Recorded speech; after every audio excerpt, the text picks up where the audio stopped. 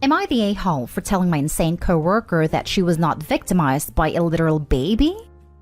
I, 28 female, work with another woman, 33 female, who is extremely pregnant at the moment. She's on maternity leave and is taking time off right now, but she is very dedicated to keeping our entire office keyed into every little detail of her pregnancy. She spams her ultrasounds and updates and baby bump pictures to the office group chat constantly. She also has already had the baby shower and is still requesting more stuff for the baby from us. She treats the baby like it's a child, playing Mozart and playing a math podcast to it so it will come out with a higher IQ. That's why I wasn't surprised when she showed up at the office for Bring Your Kids to Work Day, to make it about her pregnancy even though her kid has yet to be born. She started showing all the children her pregnant belly and telling them about it.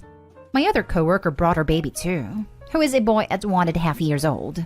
My pregnant coworker approached him and told him there's a baby inside her, pointing at her stomach. She was wearing a dress. But the boy misunderstood since he is a literal baby and tried to look up her dress to see it. My coworker was shocked and screamed at him and startled him, causing him to start crying and shrieking and to run to his mom. The mom was furious and started yelling at my pregnant coworker that she's a lunatic and saying why is she even here since her kid isn't born yet. My pregnant coworker started screaming back that this is how predators start out and that she's the victim and the baby needs to be controlled. She turned to me for backup, but I told her she's insane thinking she's been victimized by a literal baby.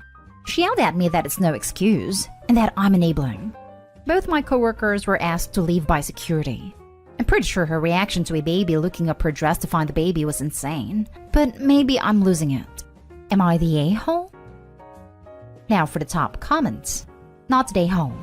He's literally a baby and doesn't understand pregnancy. It was no way sexual, and her saying it was sexually deviant is in itself deviant. Yes, like babies see memories as food. Not the a-hole. A baby has absolutely no understanding of concepts like that. Probably doesn't even understand the concept of private areas yet. They don't even have self-awareness. Your coworker is insane. The pregnant coworker is clearly spending too much time on Reddit. Not the a-hole. It seems like that poor baby was just trying to see the other baby. And what's with the "that's how predators start out" comment she made? A 1.5-year-old baby is not doing anything of a sexual nature. Not the a-hole. Your coworker is interesting, less insane, and more self-centered. If she screams about a toddler looking up her dress, how on earth is she going to handle having a real baby that bites and throws things? I feel bad for her kid. Now for the next story. Am I the a-hole for mimicking my brother's tantrums to prove my parents treat us differently? My brother is 14 and I'm 15. It's always been really obvious to me that he's the favorite child and my parents treat him differently to me. His room is twice the size of mine. He gets money to go out with his friends and eat. But if I want to go out, I have to use money I saved for my birthday or Christmas or when grandma visits. I get in trouble for things he doesn't get in trouble for. There's higher expectations on me. And if my parents need help with something, it's always me they ask, not him. Stuff like that. I've been trying to explain to them that we get treated differently and they don't agree. They think it's just in my head. I would give them examples like how my brother is always really grumpy and barely speaks to them. But if I'm in a bad mood and barely speak to them for one day, I get in trouble. But they said it's different and got annoyed when I try to get them to explain why. My brother has been doing this thing lately where he gets annoyed about something. I think it's when he loses in a video game or his game freezes or something, but I'm not sure because it's always in his room. But he starts swearing and slamming his hand on his desk. Then he stomps around house slamming doors for like an hour. This happens maybe once a week. It scares my cat and honestly it scares me too. But my parents just ignore it. He did it yesterday while I was holding the cat. My arms got shredded because the cat panicked. I asked my mom if she's gonna talk to him about his outbursts, and she said I should just ignore it and he'll grow out of it. So today, I decided to test out what happens if I do the exact same thing as him. I waited until the cat was on the other end of the house so I didn't scare him, and I swore and thumped my hand on my desk. I didn't even get to do anything else like slamming doors because my mom got so angry right away and burst into my room and started yelling at me. When she took a breath, I said, "Okay, so now you've practiced with me. You can tell my brother off next time he does it, right?" And she got even more mad and said I need to grow up and stop focusing on my brother so much. and that I should just focus on myself because it's up to my parents to decide how to deal with our behavior, not me. So now I'm grounded for swearing once and thumping my head on my desk once. But my brother does that and then slams doors and stomps around the house like once a week and has never even been told to stop. And still my parents won't admit they treat us differently. My dad even came in later to tell me off all over again for copying my brother just to prove a point. But wouldn't acknowledge I did actually make my point. Just kept saying I was just being immature. Am I the a-hole? Edited to add. I think a lot of people are reading too much into this, maybe based on their own experiences and assumptions. My parents are totally fine to be around, except for the fact that they're strict when they think I'm out of line, but not with my brother. We get along fine every other time. Just because they're hypocrites doesn't mean they're psychos. My brother is not autistic. He's just recently gotten anger issues and my parents haven't bothered to do anything about it. He's not even completely dependent on them. Like, he cooks his own meals and cleans his own room and does chores just like me. He just gets extra money and a bigger room and doesn't get called out when he's being terrible. Not stay home. But my advice to a 15-year-old in your situation is to conform as much as you can. Get the absolute best grades that you can. The best education you can. And every possible benefit you can out of your parents. Even if it means sucking up. Then get the hell out. So many young people waste their possible advantages fighting about petty things. Listen, kiddo. One day you're on your own. I promise you, your parents suck in so many ways. Are you right? Are you wrong? Yep, it doesn't matter. Take what you can get and get out fast. Listen to this and trust me, your family will suffer through the special snowflake they are raising. They're messing up your brother for life, not being fair to you. Get the best education and use your time wisely for a better future. He will make it difficult for you if you call out their behavior. Good luck. Kid is too young to get it now. But OP, your parents are doing a disservice to your brother. Keep your head down because you need your parents' help to get into a comfortable situation, and compromising your future over petty things like this would be dumb.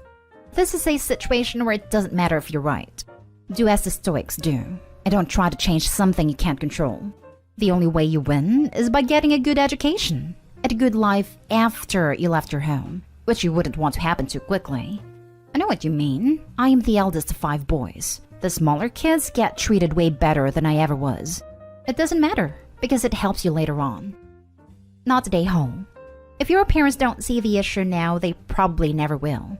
Sorry to say, but while he will probably get assistance for college, his first apartment, and perhaps wedding, you probably won't. Consider now how you want your life to be. Seriously. Start a game plan and make it happen.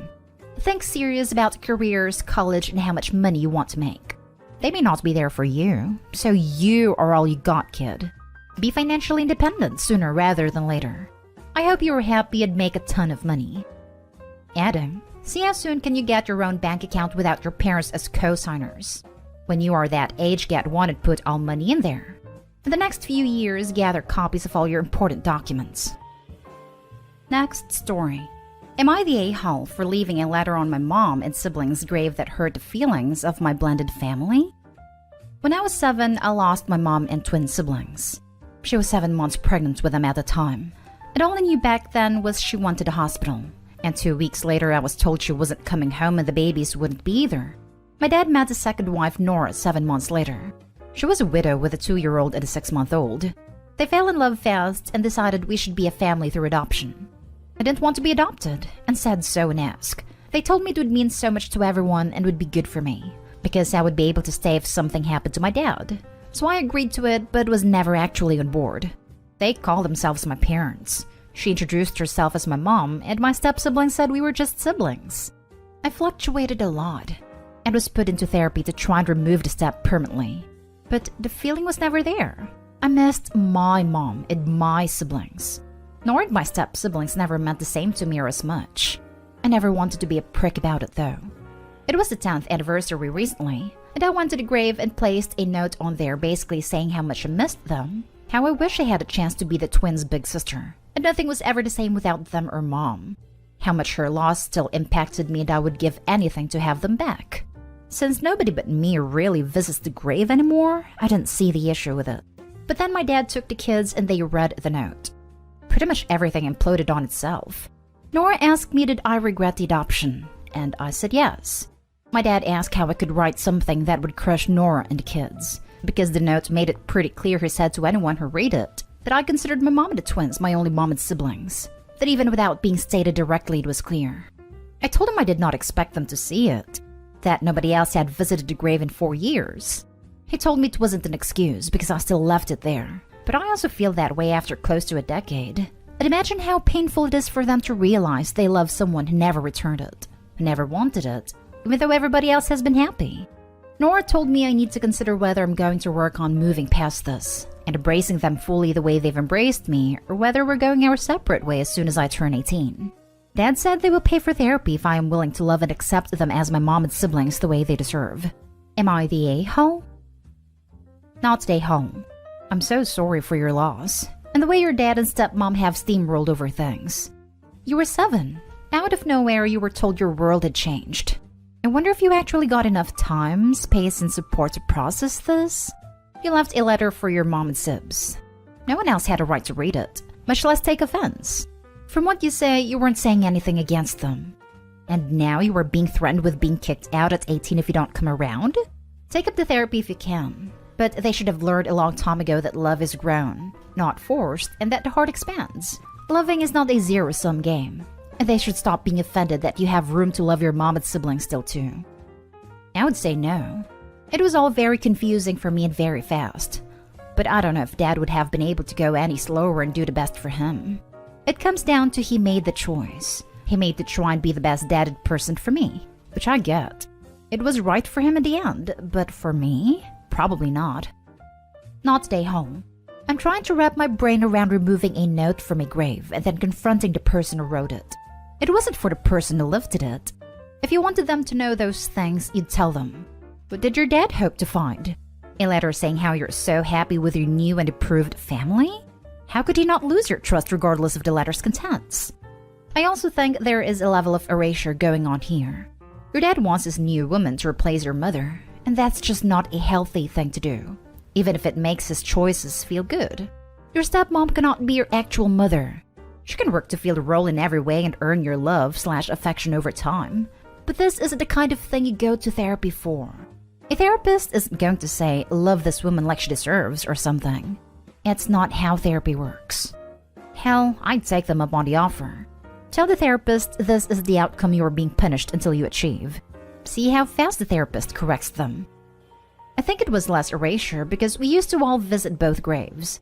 But I think what happened was they thought it could be the same, equal, and could make everything better for me the way it did for them.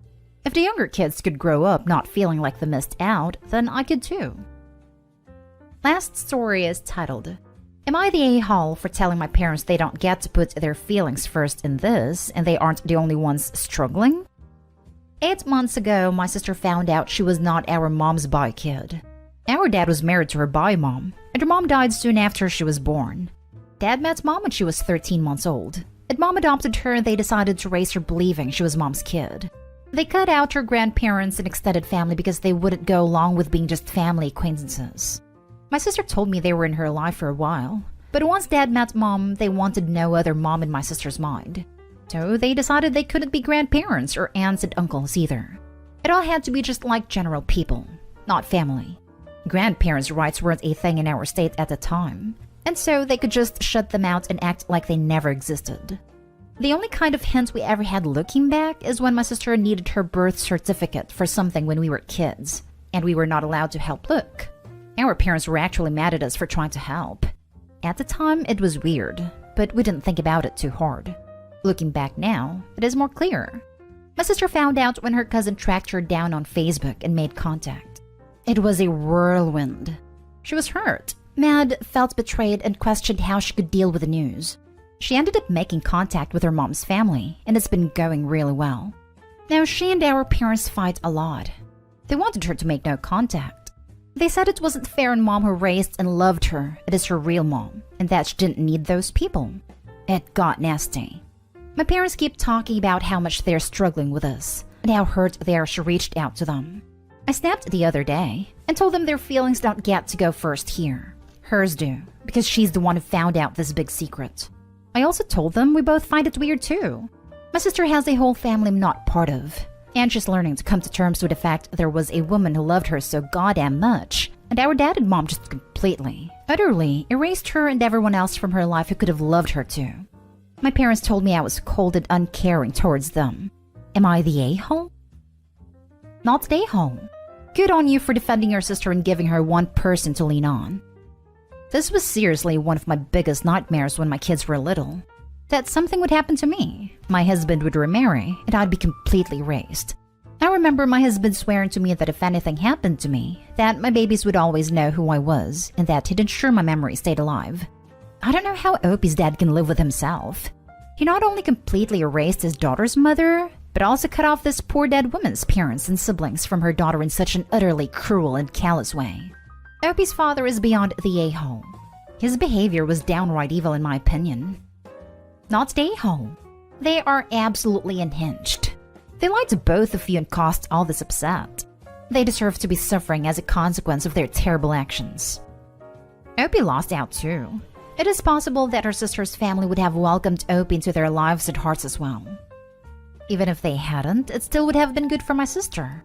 This pain she knows now wouldn't exist. Maybe a different kind of pain would be there, but at least it wouldn't be pain built on deceit.